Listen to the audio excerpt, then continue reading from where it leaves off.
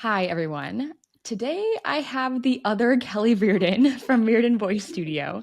We're going to be talking about how she grew her studio to $4,800 in new revenue in the last, I think it was about 7, 8 months. Was that right? Yeah. It was fast, really Yeah. impressive. I am going to acknowledge that, yes, in fact, we are both Kelly Reardon, and it has caused some really fun conundrums and points of confusion over the last few months, which is awesome. Yeah.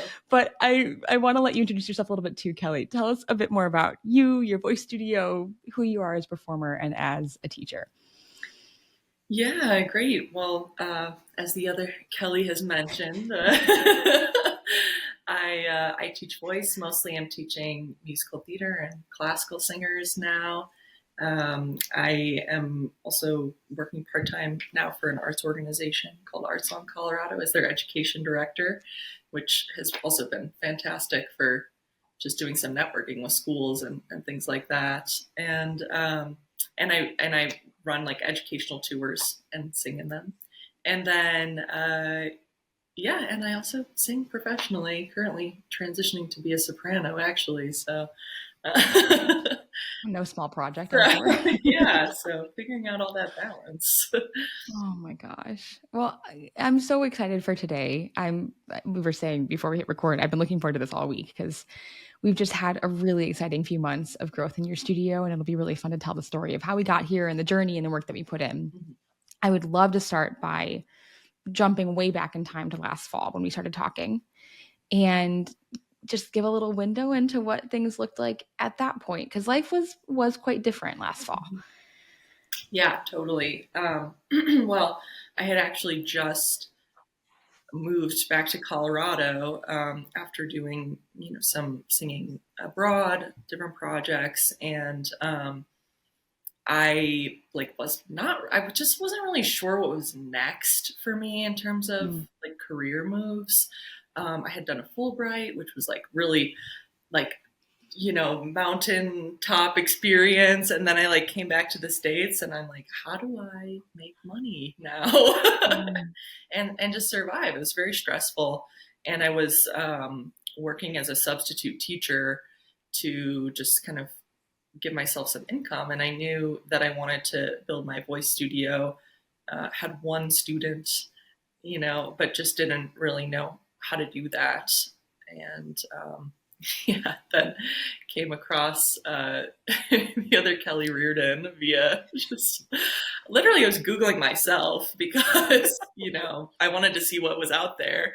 and, and then you came up. So I was like, huh, this is interesting. Followed your Instagram. And I remember you like DM'd me, like, this is blowing my mind or something.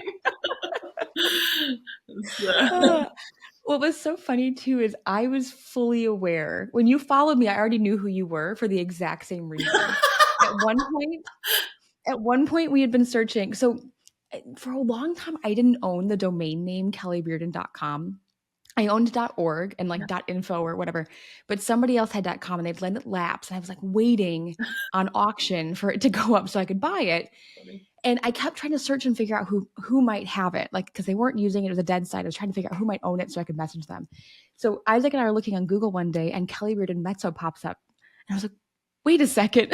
Like, not only another Kelly Reardon, also another Kelly Reardon who's a musician. Like, this is Yeah. not that our name is like that unique. It's just an old I've Irish never standby at met this point. anybody But else with that full name, though. I mean, it's not like John oh my Smith, gosh, it's a little yeah. bit more So unique. when Kelly joined the program, just like a fun story for everybody else too. When Kelly joined the program, we had to put in our client forum, like, please make sure you tag the right one. Like, there are two of us. Only one of them is going to be able to answer your questions right now. Like, please just make sure it's the right Kelly. I'm But actually impressed that nobody ever had a problem with that. I think you got this like wonderful, vibrant background color to all of your headshots too. So I think like when Yeah, you popped up, it was probably nice and obvious. yeah, But oh my gosh, an absolute stitch. yeah, Okay, so going back to that time, like we're starting the studio, we know we want to teach yeah. and got the passion for it. What, other than just trying to figure out where to go in general, were there any other challenges that you were facing or frustrations you were running into at that point, trying to get things off the ground? I mean, I just honestly don't think I knew. I, I mean, I had like made a flyer for myself, Mhm. but like then when you know, helped me with my flyer, it was like, oh, it's so much more beautiful. Like so many less words. Like it just doesn't need, Mm, for me, like I had made the flyer and it was like, here's my qualifications. And, you know, then you're like, no, just let the client testimonial speak for itself, you know, and that, I think just that shift made a huge difference for me in just going for in general as like a marketing mm, strategy of just like, oh, no, you just want other people who have experienced your services to tell the story. yeah. It's so much more genuine and yeah, it's easy Yeah. in a way. Well, and you have a really impressive career. I mean, you just casually dropped a moment ago. I did a Fulbright. Um, no big deal. But you have a really impressive resume. And so, like, yes, that means something, of Right. course. And that's something that we do want to highlight in your biography and make sure people are aware of what you bring to the table and experience and background. That is what informs your teaching and your pedagogy. Of course, that's what's supporting your students.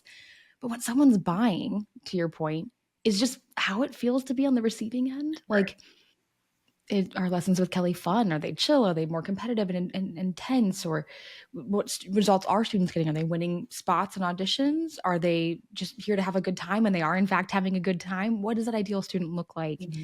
And does it match up with who I am? Mm-hmm. So those little tweaks that we made, I mean, obviously made some quick impacts, which is really exciting. But I think also it does make it feel more aligned. So when you said it felt more authentic, more Mm-hmm. genuine, Yeah. let's talk about like sales and marketing for just one Yeah. second. Because I think that was a concern of yours in the beginning. Like, I don't want it to feel icky. Mm-hmm. Yeah.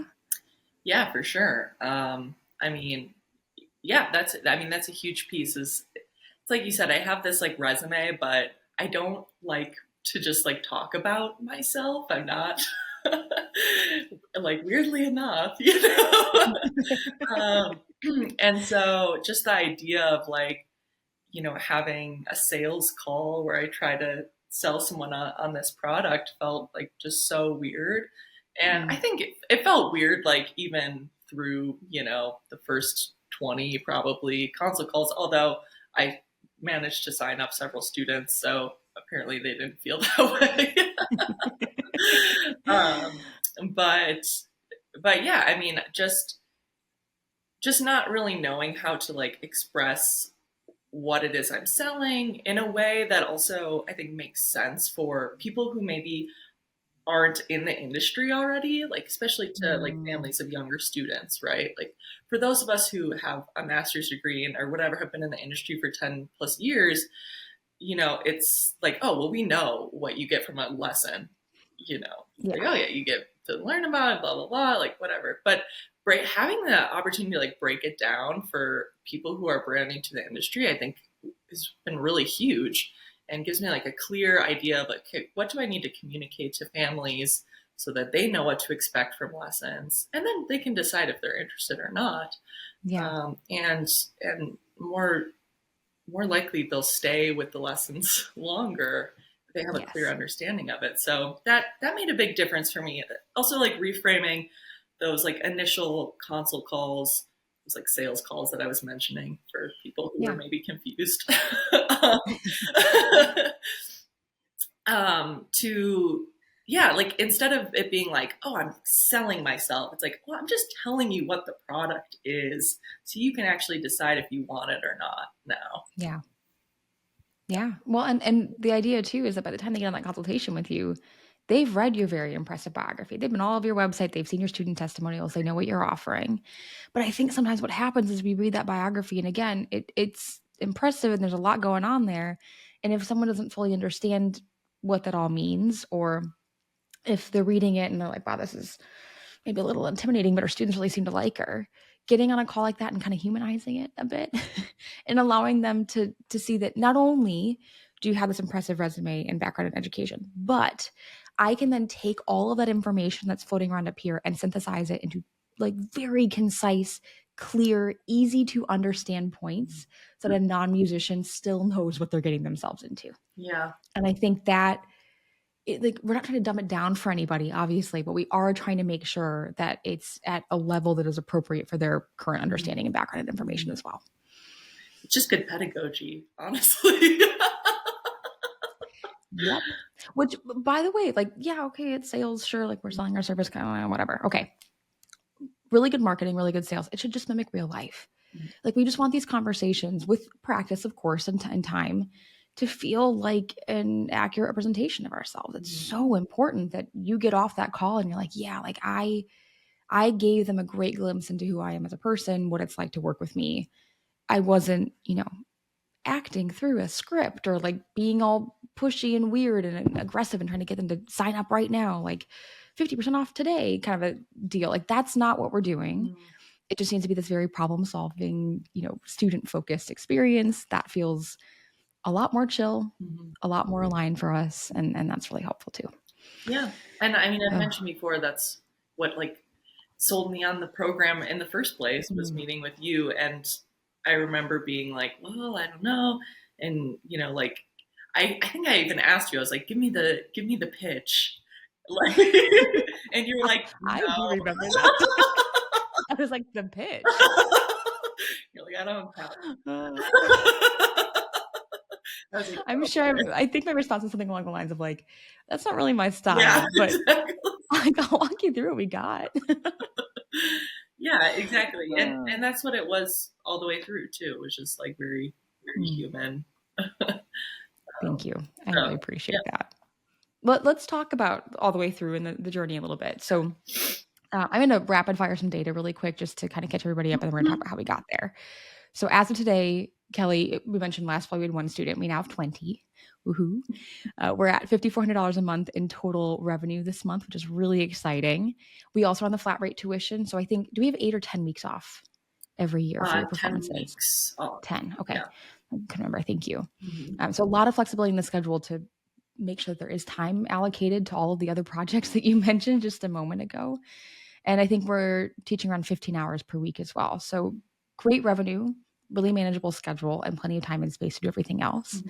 That was obviously not easy. There were a lot of things that we had to do along that journey. So what are some ways in our marketing and outreach that you have connected with students that have been really impactful for growing the studio? Yeah, I think the biggest one for me has been connecting with the like local theaters, both professionally and like the professional theaters and the youth theaters. And there was, one coffee I had with some folks at a youth theater in the area, and they were like, "Oh, will you music direct for us?" And I was kind of like, I don't know. And then I agreed to it, and then it turned into like this really beautiful partnership. Now I teach there once a week, and like, which just gives me a really steady stream of students from there as Yeah. well. They also want me to, I mean, I could probably teach there more than one day a week if I wanted. uh, and like they're just beautiful people and exactly my like ideal client, because they are my ideal client is performers. So I don't really care if they're young, if they're old. I just want them to be motivated by being on the stage. And so so it's, I mean, they're always around. It's great. Well, and then to be involved in their Yeah, performance too, to be able to have a relationship with the theater where you can stop by rehearsals, even if you're not music directing, and just be a part of that. It's totally. one thing to see your student in isolation in a lesson. It's a whole other thing to see it in Mhm. practice and see what's happening. Like, okay, we practiced the scene together. Mhm. How are you actually interacting with other people on stage? What does that look like? And, Right. and get a more clear picture of how to support them. Yeah, exactly. No, that's huge. And just when I am music directing, like I know the music super well that they're working on, and I know, yeah, all the people they're collaborating with. Oh, I will mention a funny story. So, like at one point in the program, I was doing a school outreach, and I remember we were like looking up kazoos together on a call. So you were like, Yes. "Oh, have you tried here?" So I was like, "I need 1,000 kazoos," or like whatever it was.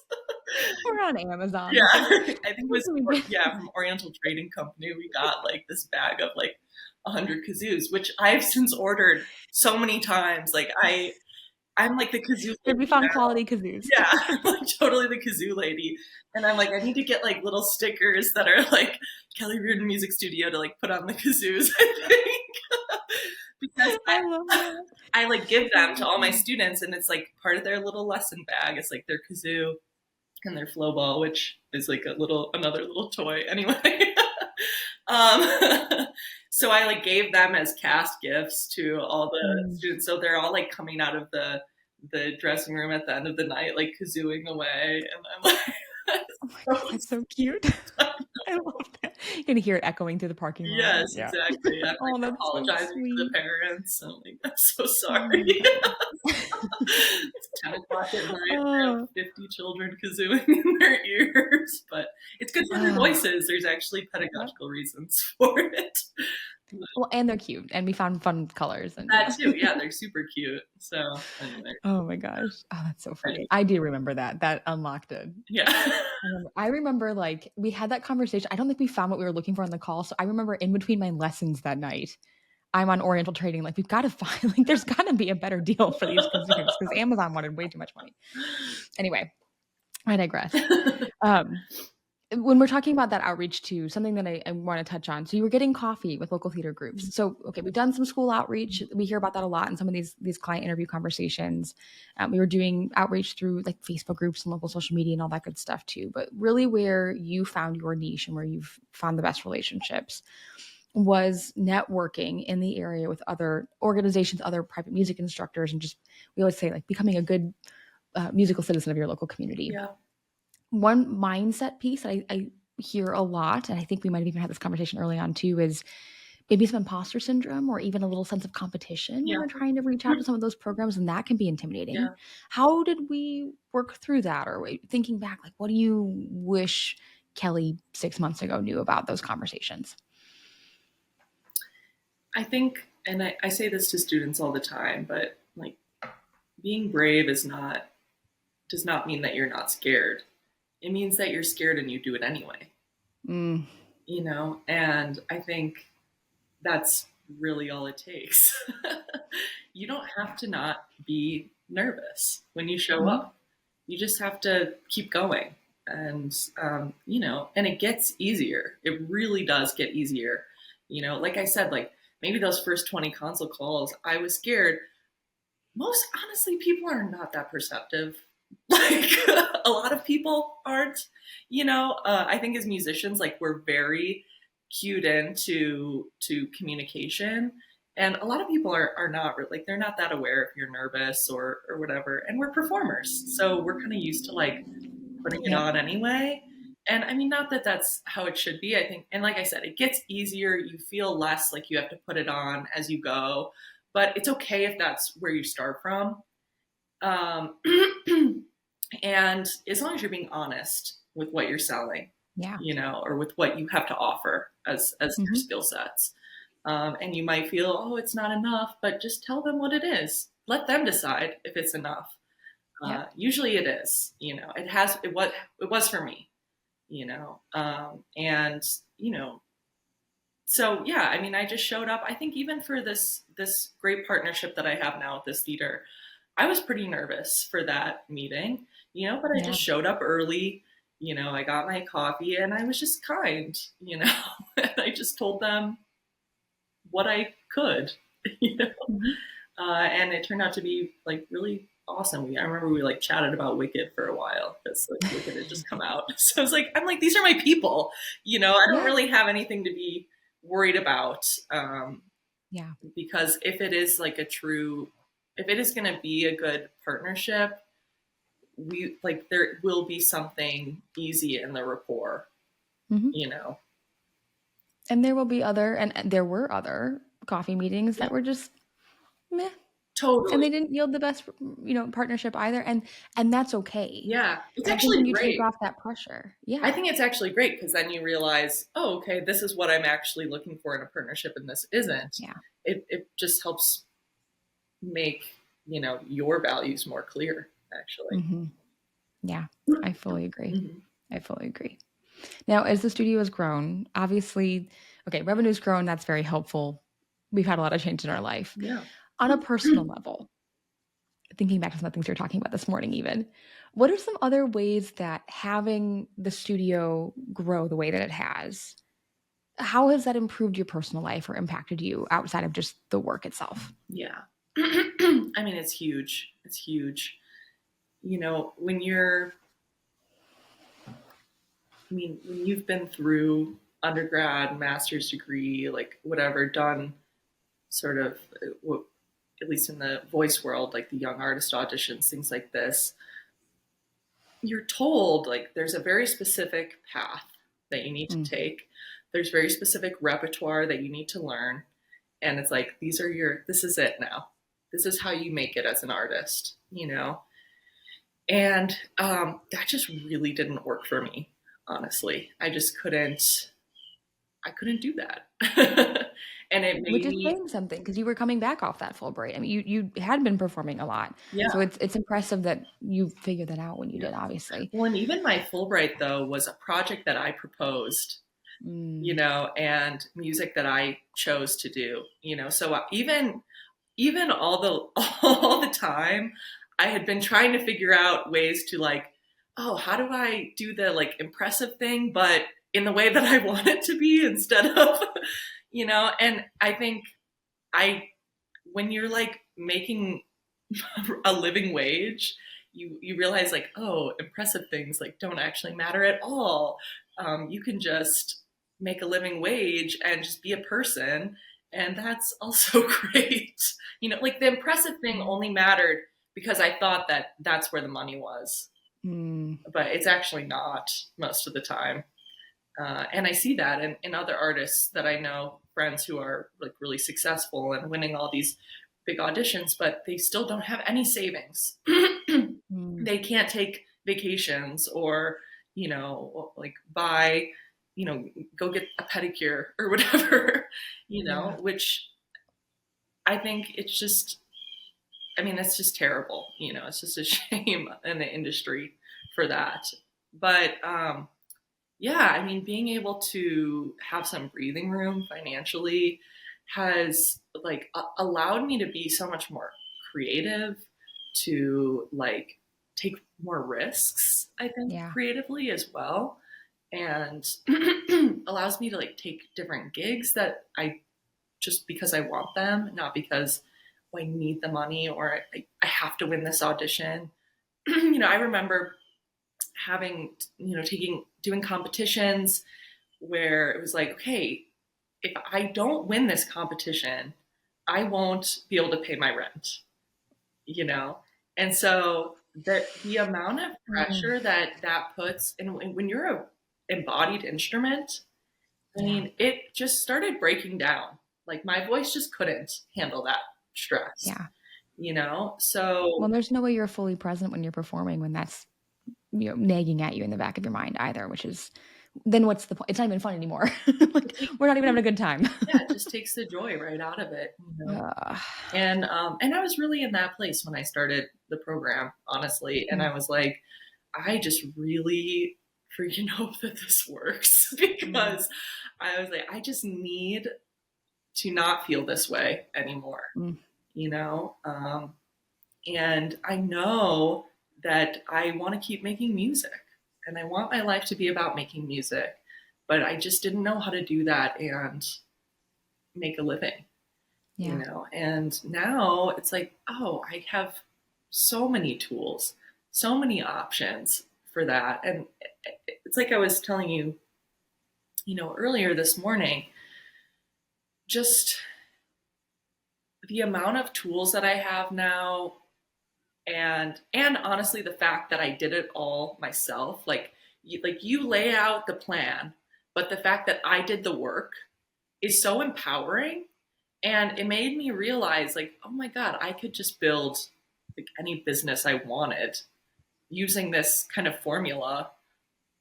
And I just put in the work. Like, it's yep, not actually that complicated, you know? yeah. It's not easy, No, but it's actually pretty simple and straightforward it's not easy, but at it's the end of not the day. complicated, right? Yeah. Like, I mean, like, a German French chord, whatever, that's complicated. Don't bring on romantic sex Like, into this, whatever please. those are. I'm begging I you. don't know what those are, but they seem complicated. but, Oh my gosh. But like, Uh, yeah, but like building a business is not that complicated when you have, and also when you have someone to like hold your hand and walk you through the steps. Cause I think it's overwhelming is really yeah. what it is.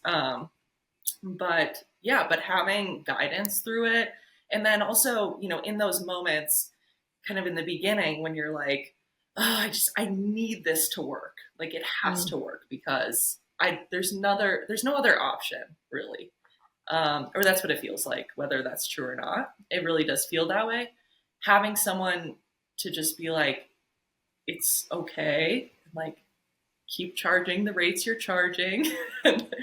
You are worth it. And, just being able to have a weekly check-in if you wanted that with the team, being able to like chaotically write things on Facebook group. Like, uh, I remember one like 6 to 8 weeks in that was kind of that energy of like, I don't know if this is gonna work. yeah, Like I think we had a couple students at that point, like things had grown, which was very yeah, exciting. But I think a few maybe you had some consultations that were still pending and they hadn't really signed up yeah, yet. And then like there's a little bit of lull in your calendar. I think we'd had consultations from like a couple weeks in a row, and then the next week there wasn't anything scheduled yet. yeah, And I remember a post that was like, "Oh my god, it's all falling apart." And we sat down, and we looked at the data, and we like looked at the growth, and we looked at the numbers, and you're like, "Oh, actually, it's not all falling." Like it feels like this in the moment. That feeling was totally valid. And also, once you look at the numbers and the data and the proof of what you've done so far, I think that at least in my view of what's happened for you over the last 8 months, when I look at that post, I think that was the turning point yeah. where we went back and broke it all down. You saw the success that you'd already had and the work that you'd already done and the fact that it was working. And that little bit of extra proof just kicked on the afterburners, man. Like from there, it was just, it felt like it was huge exponential growth. Yeah, I mean, I think it's kind of crazy because I still go through that in like smaller. I mean, it's Yeah. less intense now because Yeah. I know like okay, even if I lose a student, like I'm still making a living wage. Mm-hmm. Versus And I know how to get another one back. yeah, exactly, and I know yeah, exactly. So it's like it's not as I can talk myself off that ledge a little bit easier. But I was just thinking the other day, I'm like, it's kind of insane that my business is less than a year old and has consistently grown every single month that it's been in business. And I don't think that's normal for businesses. Like when you think about it, yeah, from from that perspective. Yep.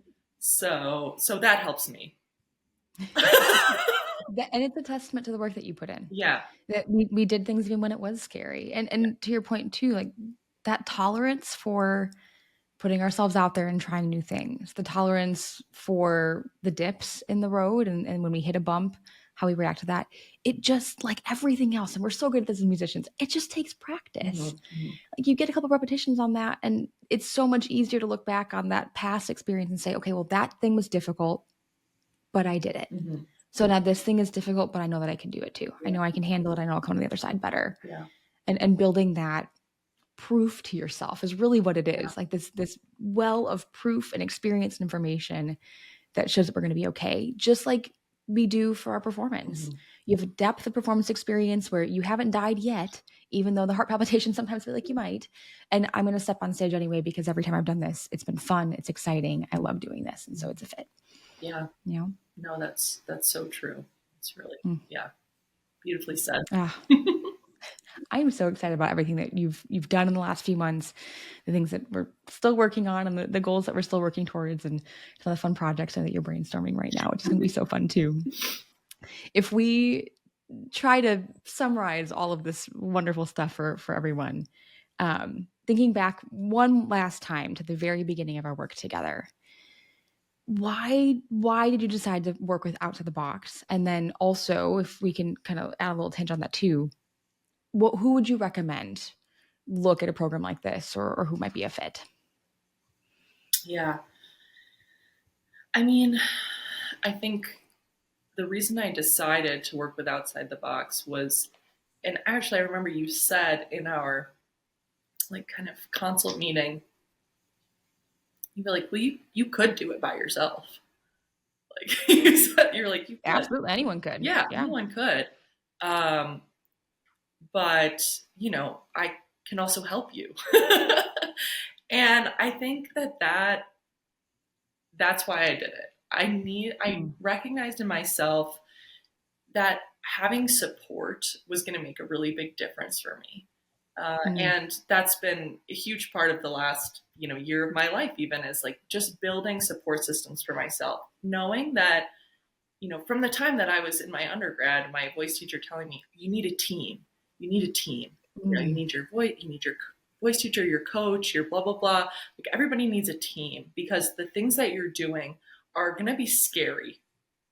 Just always, as an artist, you are creating something out of nothing. That is so scary. Yeah. you Yeah. know you're taking huge risks all the time, and just having someone who's like, hey, I'm going to be there for you no matter what happens, whether it goes well this time or not, and then I will help you stand back up again, dust yourself off, and go do it again. That is so huge. So that's why I did Mm. it. And that's exactly what you guys were for me. So, like I said, Yeah. those panic emails, or those panic, Facebook posts, those, like, whatever. I mean, I definitely had my share of them, and you were just a calm in that storm. So Mm. that was huge. Um, I'm so proud of all of the, like, yes, business growth. The personal growth that has come through this journey too has just been so, like, selfishly so fun to witness and to be a part of, and to see you are a different person. Like, your energy today is so much different than your energy a few months ago. And to see that, I think you used the word settled this morning, just having that like inner peace and that confidence and that collectedness is just so, yeah, it's beautiful to witness. gonna Mm. make me get all emotional, Kelly. Okay. Yep. So excited. Oh my gosh. Okay, so maybe like final note, if someone is listening right now and they're watching this because they're getting ready for a strategy session with us. They're gonna be on a call with us shortly. They're trying to figure out, like, what is this outside the box thing? Why should I join? Mhm, Discernment of timing, I know, can be a big part of this too. mhm. Why do you think they should take action sooner rather than later? Or how can they help make that decision? Yeah, I mean, I think it's always a good time to invest in yourself. Mm. Um, and yeah, you just have to be willing to put in the work. Yeah. I didn't have a lot of time when I started. I was very busy, working multiple jobs and just trying to make ends meet. But Getting like 6 a.m. day of sub calls. That was always fun. yeah, exactly. And I mean, I remember just trying to find a time for us to meet was like so Mm. hard, but you worked with me because you knew that that was the situation I was in, and that would change, of course, Yeah. as well. And I just spent my lunch breaks cold contacting schools, and whatever. Like, there is time if you make time for it. Mm. And that it's really about, like I said, it's just about investing in yourself, knowing your worth, and learning how to advocate for it. Hmm. Oh, I love that. Thank you for all of this. This has just been so much fun, reflecting back on the journey, because it's been a wild ride. It's been a lot. It's been a lot, Yes, but it's yeah, it been really really fun. does. I think one thing I always kind of love about these interviews is, like, okay, yeah, it's a highlight reel. Like, we got little rose-colored glasses on about all the work that we're doing, but when we get into the deep dive of, it was a lot of work and we put a lot of energy and effort in, and we think back on all of that. It's just so fun to reflect on the work. What am I trying to say? I'm trying to say that 8 months ago, if I had said, "Hey, building your business is going to be a really good time," you're probably like, "No, it's going to be stressful and overwhelming." Like, That's not fun building a business. What are you talking about? Right. But in retrospect, it is. Yeah. Like when you look back at all that work, you're like, man, that was so cool. And part of the reason it's fun is because every single day you're proving to yourself that you're capable of more than you thought you were. Mhm. And that's just such a good feeling. Again, it's like practice, it's like performance. It's just a great high. So Yeah. it's been so fun watching this happen for you. Yeah. Yeah. Thanks, Kelly. Oh, It's been great. I know I mentioned before, website is kellyreardonmezzo.com. Yes. As I found out accidentally a long time ago. Otherwise, if people do want to find out more about you and just kind of see what you're up to with performances, all the upcoming stuff, where can they find you on the internet? Yeah, website is probably best. Like you said, kellyreardonmezzo.com. But you can also follow me on Instagram, also Kelly Reardon Mezzo. And although this will all be transitioning as I am also transitioning to soprano.